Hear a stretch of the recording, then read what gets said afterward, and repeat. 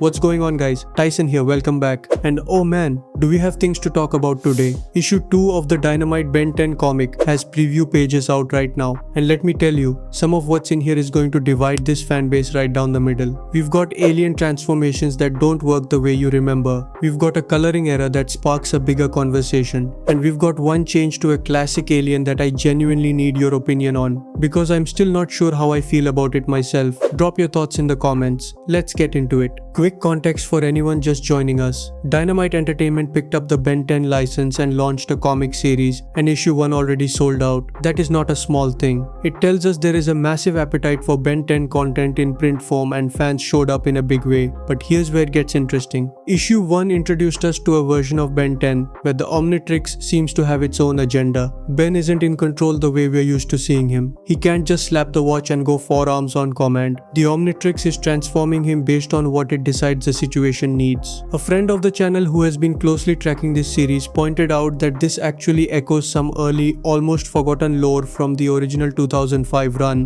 where the Omnitrix was described as having a kind of survival intelligence. It wasn't just a tool, it was a living device making its own calls. So is Dynamite leaning into that? Maybe. And that's what makes these preview pages for issue 2 so important, because we are starting to see a real pattern form here. Alright, page 1. We open with Ben as Heat Blast, and the first thing that hits you is that this art looks absolutely incredible. Heat Blast is colored beautifully, the fire tones, the contrast, the energy. It pops right off the page. Whoever is handling the coloring on these Heat Blast panels completely nailed it. But here's the thing, Ben is confused. He's standing there wondering why he went Heat Blast instead of forearms. And while he's trying to figure that out, he is accidentally burning down a forest. Think about what that means for this version of Ben. He expected one alien, got a completely different one, and now he's dealing with consequences he didn't plan for. The comic is showing us that Ben's lack of control over the Omnitrix is not a one-time glitch. It seems like it is a core feature of how this entire comic universe works. The watch chooses, Ben reacts, and honestly that is a more interesting dynamic than most people are giving it credit for right now. Page 2 shifts us to Ben back in human form and he is being chased down by soldiers. The tension is real and the pacing of this page works well. Then right at the bottom of the page, the Omnitrix activates again on its own, without Ben choosing, without Ben touching it. This is where I want to give you my honest take, and some of you are going to disagree with me hard on this. I actually think removing Ben's direct control over his transformations is one of the most underrated creative decisions in this entire comic. In the original show, Ben picks his alien, times it perfectly, and you always know he can just fix the situation whenever he needs to. That removes dramatic tension. Here in the Dynamite comic, you genuinely do not know what the Omnitrix is going to give him. You don't know if it'll be the right tool for the moment, and that uncertainty makes you want to keep reading. That is good storytelling. Now I know a lot of classic fans will completely disagree with me on this, and I want to hear from you directly. Do you think removing Ben's control is a smart creative choice, or does it break the character? Tell me in the comments right now. Page 3 gives us the transformation result, and this time Ben has become Cannonbolt. Think about the situation. He's being chased by soldiers, he needs speed and armor, and Cannonbolt actually makes perfect sense here. This feeds right into that theory that the Omnitrix isn't broken at all and might actually be smarter than Ben realizes. But something else happens on this page that the community has already picked up on and we have to address it.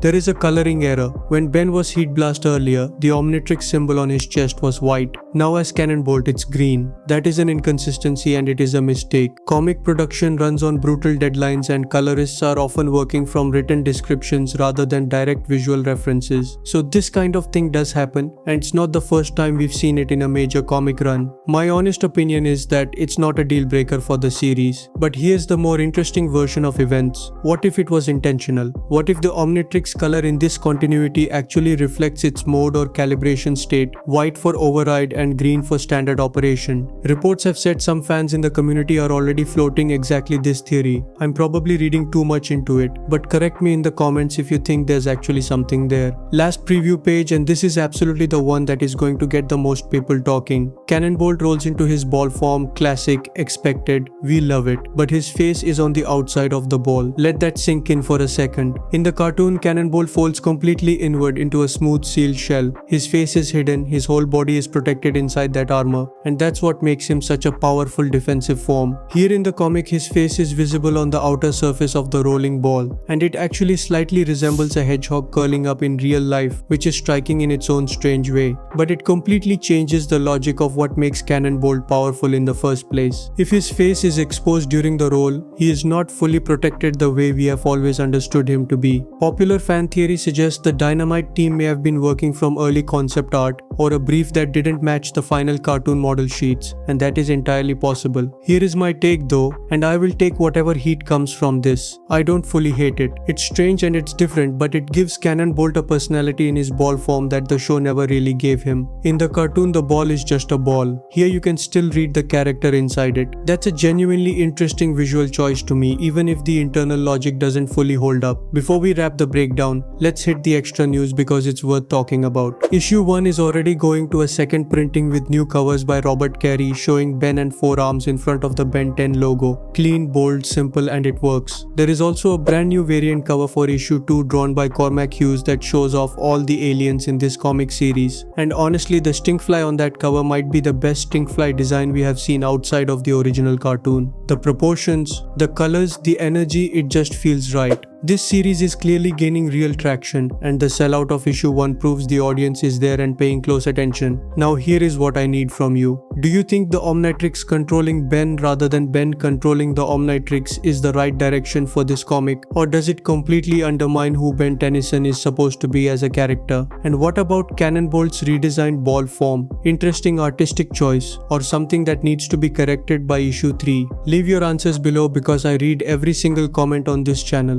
One last thing before I go, and this one is going to sit with me until issue 2 actually drops. The Cormac Hughes cover shows us multiple aliens, and one of them looks like it could be Upgrade. Now if Upgrade shows up in this comic and his powers work differently the same way Cannonbolt's do, if he can't fully merge with technology the way we've always seen, that changes everything about what the Omnitrix is actually providing in this version of the story. It might mean Ben has access to alien forms that aren't fully unlocked yet, like the watch is handing him alien shells without the complete power set loaded in. That theory is going to live rent-free in my head for a while. Sorry if I got any details wrong on the coloring or the Cannonbolt redesign. Drop a correction in the comments and I will pin the best one. See you in the next one.